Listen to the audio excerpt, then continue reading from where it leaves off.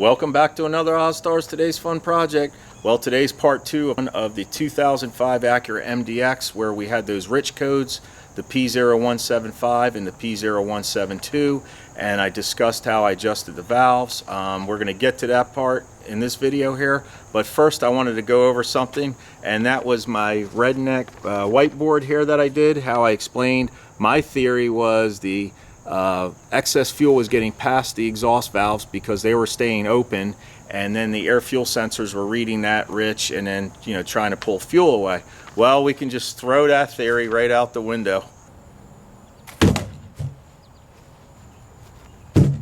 So not long after that video was released, my hotline, YouTube Ozzstar hotline cell phone rang, and it was Eric O from South Maine, and he said, "Hey Glenn, do you have the map data from before the valves were adjusted?" And I said, "I think I do." So I checked it out. I found it. I'm going to put that in this video, and he was right. That was the key. Of course he was right. So I want to thank Eric O for the constructive criticism, because I want to make sure my videos are correct, that I get things right, and I don't want to put any false information out there on YouTube land or anywhere in the internet. We already have enough of that, right?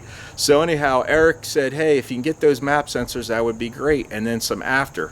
So I had the map footage that I shot on the voltage checks, and sure enough, the map readings were low, because actually they were high. The voltage was higher and my vacuum was lower. It was about 18.75, I think. So he was saying that the Honda engines, the Acura, should be around 21. But I'll show you in the video the readings that I got before the valve adjustment, and then the readings after. And sure enough, when I checked this car, even 20-something thousand miles later, it's a buddy of mine, his car, so I was able to get the car back. 21 on the nose, man. That's where the vacuum's at. And of course, I think the map reading was like 0.086, something like that. We'll see in the video. And that made the ECM happy, because the Barrow, I guess, is integrated into the ECM on these cars. So anyhow, that's the actual real reason why the problem was solved. I solved it. I just didn't have my theory right. Thank you, Eric. Always appreciate the help. And let's get to the video here. I'll show you some map readings. I'll show you the valve adjustment just on the exhaust side. Remember, there's 2 exhaust valves and 1 intake valve. They're all done the same way. You can do each cylinder, all 3 valves at the same time, and then move on to the other ones, obviously. And let's get to it.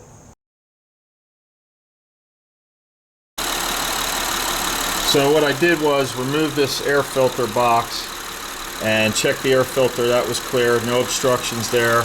Went up to the throttle body. The butterfly was pretty dirty, so I cleaned the throttle body. There was also some debris on this air intake temp. I cleaned that. Still had like -14 fuel trim number, short term. Took the top of the intake off to check this situation. The EGR system didn't look clogged. There's a port over in this end. I pulled the EGR valve off. That wasn't clogged. Put all this back. Decided to run a vacuum test. So I came over here to the evap canister solenoid, disconnected that from the vacuum port on top of the intake here, right where the throttle body meets. Plugged that off, got my gauge hooked up, car's warmed up. We're not looking good. About 18 pounds of 18 inches of vacuum. So that's low. So the next step is to test or check the valve clearances. So you either got to pull this valve cover. This is the front. The back's a real bitch. It's down in there. Got to pull the intake to get to that one. All right, here I have the map sensor hooked up to the center wire, and I have that's the red leads hooked to my T-pin here, and then I have the black lead hooked to battery negative. We're on a 20-volt scale, and I'm getting a 1.14. That's too high. 1.14 volts.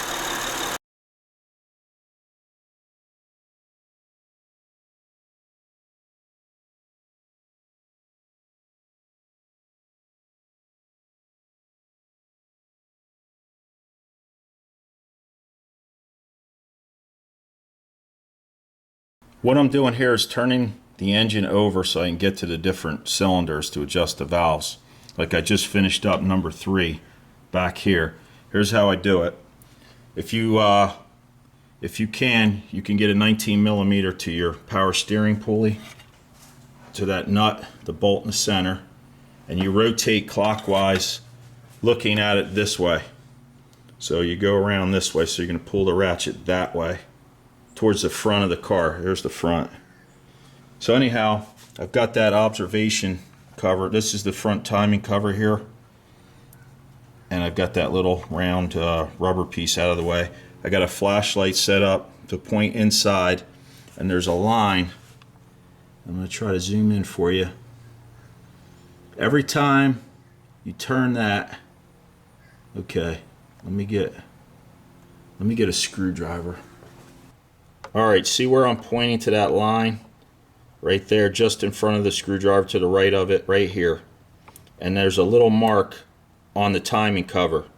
There's a little black mark down here, and we're lining it up. So let me see if I can get more light on it for you. Okay, there we go. Now you can see that little like hump on the cover lined up with the line on the cam. So that one above that line, above the line on the sprocket on the camshaft gear, is a number. So what you do is you have to get a mirror, an observation mirror. I'll find my mirror now. Oh, right in front of my face. Okay. So what I do is get my mirror, place it down in here.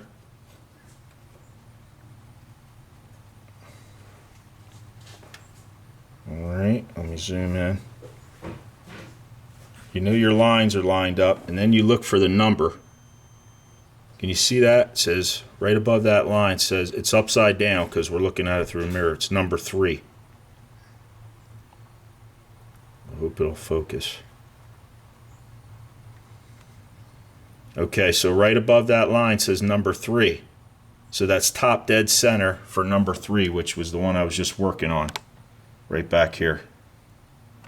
So that means all the valves are open. Not open, but closed, I should say. So that you can adjust intake and exhaust. This side's your intake, and in the back is your exhaust. Up front here, this is the intake towards the intake, and the exhaust is back here towards the fans, the radiator fans and stuff. Right here, this way. Alright, hope that explains it. So what you need to do, rotate this engine. Every time you get like 3 done, we'll rotate now. I'll pull this back towards me, and I'll look inside that window until I get to the next cylinder, and we'll be at top dead center, and I'll go to that one. And then what I do is I write down which ones I've done, because it can get confusing. So like I've done 2, 5, and 3 I just finished, so I'll get to the next one. Let me give you a quick idea how to adjust these valves. So we're on number 6. I rotated the engine. So number 6 valves are ready to be adjusted. There's number 3's back there. So I'm on the front of the car here. Anyhow, here's how you do this. Loosen the number 10 nut. You'll need a combination wrench. So I used a box end. And then a flathead screwdriver. Each stem has a slot in it. And you'll need a feeler gauge. So we're going for 30 thousandths. So I have a 30 thousandths gauge. Now before I do this, I try to slip the gauge in under the stem. So far, out of 4 cylinders that I've done, they've all been too tight. I can't get a 30 thousandths in there. Let's see. Let me see if I can show you this here.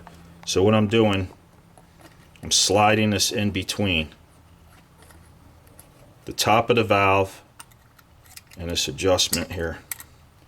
So I just loosened it up before I turned on the camera to fit that in there. See, now it's a little too tight, right? I can't get this in. I'm trying to, I hope I'm getting that on film. It's kind of dark. Hold on. Okay. So I can't get this 30 thousandths in. It's too tight. So what I'll do is I'll back this off. It's loose enough I can use my finger right there, just a hair, until I can slip this feeler gauge in there. And once it gets, see, it just went in. I don't know if I got that on film or not. I hope I did. Anyway, it's in there now. I'm sliding it back and forth. Let me try this light in a different spot.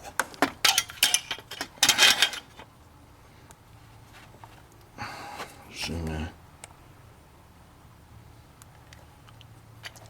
Okay, so I've backed that stem out enough to get the feeler gauge in here, and it's just barely dragging. So what I'll do is I'll take my screwdriver and I'll hold this right in here, and then I'll tighten. While I'm doing that, I'll have the wrench on there and I'll tighten the nut down, and then I'll check this drag again, and hopefully everything fits well. What I like to do is take another gauge, and if I can, obviously I can get a smaller gauge than the 30 millimeter in there. Not 30 millimeter, 0.30 millimeters. Yeah, that would be kind of thick, 33 millimeters. Anyhow, then I'll see if I can get like a 0.32 or 0.33. If that doesn't go in, I know I'm in spec. Now, if I could fit the 0.33 in, the gap is too large. So I'll tighten that up. You got to do it, start from step one. All right, I hope that gives some clarity to setting these. You're gonna have to hang in there on the back. These are tough. They're not that easy to get to. You can get to them once you got the harness. Once you got this harness up out of the way, but it's a little bit of a bear. I got number one is the only one back here left, so it's all downhill from there. I'm gonna pull up and down on this rocker. These have been adjusted to 0.30 millimeters. I don't know if you can hear that. Everything's torqued to spec now as far as the valves, intake, and exhaust. So I'm going to start putting this all back together. One thing I would suggest when you're working on this stuff, make sure you plug the intake ports. I got some rags in there. And then take a bigger rag, and when you're not on this bank, cover this up, and vice versa on the back, just to be safe. You don't want to have to fish anything out of the intake or the cylinder heads. So anyhow, that's all done there. It's time to clean up all these parts I have. Look at this pile of crap. I'm going to clean all this stuff up. The back valve cover is actually cleaner than a lot cleaner than the front. Anyhow, I've got promised you guys the part numbers. Here's that secondary piece of the intake. There's a gasket at the bottom, and there's one at the top. Do yourself a favor. Replace the gaskets. A lot of guys say, oh, you can use them twice, blah, blah, blah. Why bother going back in after there's a leak, whether it's a vacuum leak or a oil leak? You don't need the headache. So spend the money. The one kit's about 75 bucks, I guess. And the other, which is the these intake gaskets, and it gives you, if you need to take your throttle body apart, gives you that. Gives you this gasket for the cover plate of the intake manifold. And that one is part number, well, if you go with Felpro, is this part number here, MS 96410-1. And then you get all this stuff with it. It's for different engines. Some of this stuff you might not use, not everything they give you, but that's there. USA. I like that. HO and USA. Oh boy. Alright, so that's that one. Then the valve cover gaskets. And the not just the valve covers, but you're also going to get these spark plug tube seals. Let me flip this over so we can take a look. Let's take this one up. You get the spark plug tube seals. They're kind of important. Right there, those three round discs. So that seals up the, they tend to go bad. You can see that one's all whacked up. And they dry up, they leak. Oil gets into the spark plug tube. You start getting misfires. In fact, let me show you guys right here. On number 5, well, I cleaned it up. But you can see how brown this stuff is. I cleaned this up. This was all carbon. and this is what it should look like. See, this one was leaking also. This one was. You can see all that oil. You don't want that to start building up. You'll get misfires. Anyway, so let's get to the valve cover gasket. You get the spark plug tube seals, and you will also get these bolts, washer seals here, these grommets for the valve cover. So you replace those too, because these can get dry and brittle and leak on you. Here's that part number. It's VS50607R, and it works for these different models here, maybe others. You can pause the video, but you can see it's for all those GMC truck, Honda car, Honda truck, and of course we're working on an Acura, so Honda is Acura. Alright guys, I'm going to start getting this back together. Of course I'll get it all put back together, and at the end of the video I'll give you a heads up. Maybe we'll get a shot of those long-term and long-term and short-term fuel trim numbers. Hopefully it'll be looking better. To get the old tube seals out, I use a seal puller, and what you do is I took the old ones out. They're laying down there on the floor right there. But anyhow, what you would do is put this down in there like that and pry out. You go in like this and pry it out, pry the old one out. That one I just put in, and what I used to dry that one, and I set it in here. You can put a little lube around the outside of it if you want, but I set it in there, and then I took a 30mm socket, placed it right around there, and used a hammer and slightly or easily tapped it in flush. So that one's in now. That's what that looks like. You can see it on the other side. Alright. And then these I'm just going to cut off with some snips. Cut the plastic or the rubber, slip them over here, off over this thing here, this rim, and then I'll slide the new ones in. I got the valve covers back on. The wiring harness on this side is all hooked back up. You can see it laying across the top. Fuel injectors are plugged back in, coils in, spark plugs in. The plenum here is cleaned and ready for a new gasket. I'll drop that on there, put the spacer intake on, the other gasket, and then I'll bolt the intake onto the top. Got this thing all cleaned up. Got this intake all cleaned. Here's the spacer. Throttle body's nice and clean. Time to go on. Alright, so it's all back together. I'm going to fire it up. It's cold, so it'll be an open loop. I'll let it warm up, a couple minutes, whatever it takes, and it'll go into closed loop when that idle comes down. So anyway, let me get you up on the tripod here.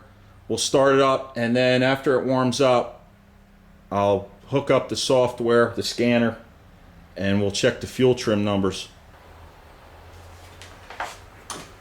Alright, I double checked, triple checked that everything's hooked up properly. I'm going to go turn the key. I just hooked the battery up, and we'll give it a start. Of course, it'll be, the ECM is cleared, so it's going to take a little while for things to settle in, but let's see what happens.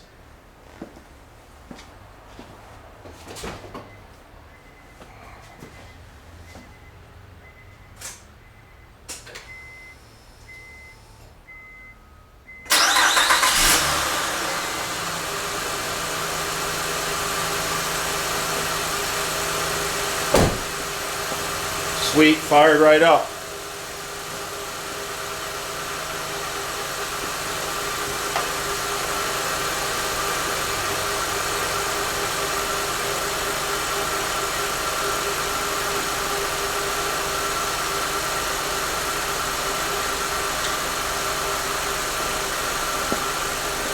Nice. Alright, so I just got back from a 5-minute drive. Let's check this thing out.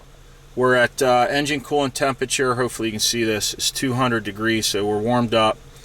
Short-term fuel trim, top one here, bank 2 is around, well, it just went to 0. Bank 1's well, it's right now it's about 4. It's been switching off and on here between 1 and 4. And those are positive. So before, remember, we had like -4. Well, I don't know if you guys saw it, but I had -4 to -8 on both banks. Long term right here, here's 1 and 2.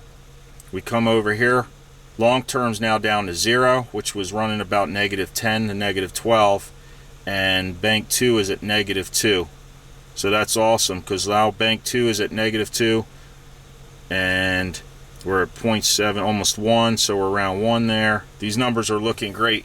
We want to be within 10 plus or 10 negative. So if you take the difference between the values, so it's running, the long term's definitely coming down. Those were way negative, which is great. So we're going to call this one a fix.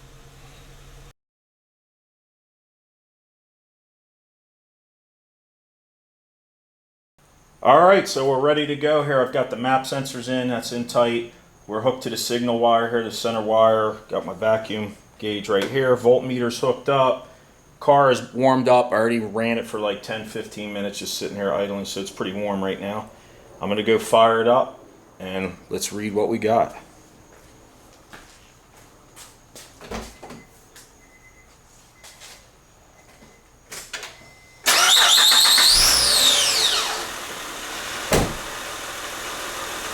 Alright. So at idle, we're reading solid 1, basically volt, and let's see. The needle is super steady. We're at, let me get my light here. Maybe too much light. Looks like we're right about 21. And that needle is nice and steady. So the footage before, that needle was bouncing around like crazy. So that might just be the ticket. We're reading about 21 inches and we're at 0.98 volts. So it runs like a champ. That's what we got. Looks good, works good. I'm happy. If you have this problem, hopefully you can fix it and you'll be happy. Well, thanks for staying along to the end of the video. Greatly appreciate it. What's real important with this video is not just if you adjust your valves, your vacuum would go up in this case, but experience, okay? So we can all learn from our experiences, whether they're good or bad. Eric shared his experience with me, his knowledge, what he knew. And obviously before the valves were adjusted, I did do the map sensor testing, as you saw, and the vacuum testing, but I didn't know how to put that information that I was gathering, the data that I was getting for myself together to actually know that how I corrected the problem. So anyway, that's a great point. I'm glad it's done. The map is very important. There's an internal barrow in that ECM. And if I ever got a car in again with this, typical, this type of situation, I would go to the map sensor just like I did before, and I would test it like I did before. But now I have that experience that I know basically, or don't always know, but have an idea what might be going on to, get the problem fixed. So I appreciate it. And what else can I tell you? Ozzstar1 on Instagram. Follow me along there if you haven't already. I'm trying to bump that up, man. I got to get past 90. Somebody add me on Instagram, please. Anyway, what else is going on? Oh, the giveaway. That little OBD2 reader that I did the review on. I'm giving that away real soon. That's coming up here in the next week or two, hopefully. So we've got that. That's where it reads, your Bluetooth phone reads the codes when you're on your way to visiting grandma or wherever you are and your car starts to blow up on you. You'll always know what it is. So anyway, that's that. And what else can I tell you? That's about it. So thanks for watching. You know what to do down below. Comments, questions, appreciate it. And I'll see you guys on the next one. Take it easy.